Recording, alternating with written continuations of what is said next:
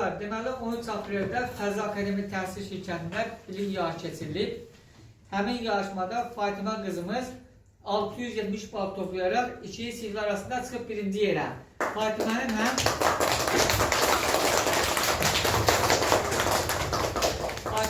diplomu, həm də birinci yer medalı var. Alkış var bir də Fatiməyə. Gəl Fatimə qızım, gəl haradasan. Təbrik edirəm, uğurların bol olsun. Təbrik edirik Fatimə, uğurların bol olsun. Əyləş. İnci qızımız isə 650 bal toplayaraq ikili siniflər arasında ikinci yerə çıxıb. Həm diplomu var, həm də ikinci yer medalı var.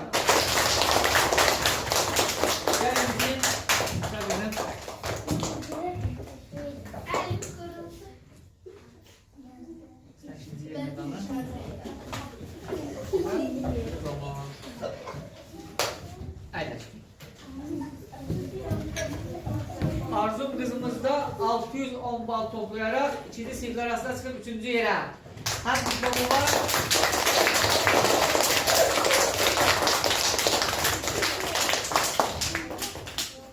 Hem diplomu var hem de 3. yer medalı var. Bir de alkış var.